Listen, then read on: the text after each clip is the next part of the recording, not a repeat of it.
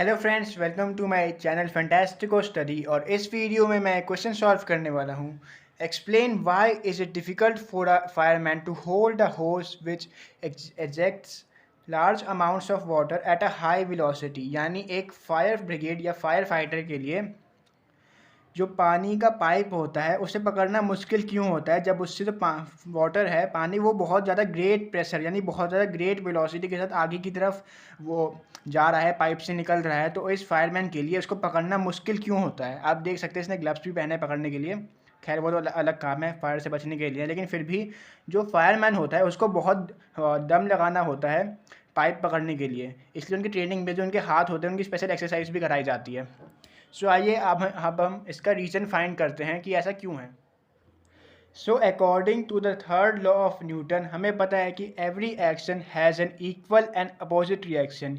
यानी जो भी फोर्स किसी और ऑब्जेक्ट पे लगती है वही सेम फोर्स उस ऑब्जेक्ट पे दोबारा दोबारा लगेगी। जैसे ए है, ए एक फोर्स लगाता है बी पे, तो वही सेम फोर्स और अपोजिट फोर्स बी लगाएगा ए पे। ये है न्यूटन का थर्ड लॉ।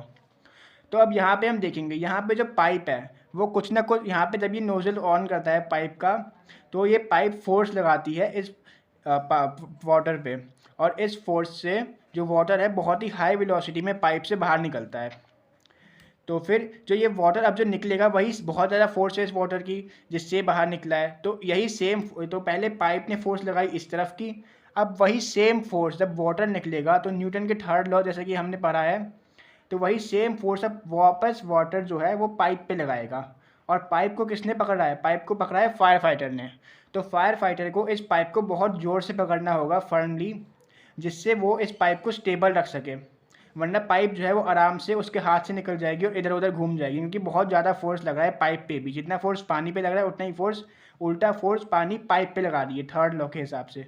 तो इसलिए फायर फाइटर को डिफ़िकल्टी होती है पाइप को पकड़ने में, क्योंकि उसको बहुत ज़ोर से पकड़ना होता है पाइप को, क्योंकि इसमें भी बहुत ज़्यादा फोर्स लग रहा है इससे, पानी की वजह से। सो अब मैं आपको इसका रिटन आंसर भी दे देता हूँ। So इसका आंसर है, it is difficult for a fireman to hold a hose with high velocity of water because according to third law of Newton every action has equal and opposite reaction.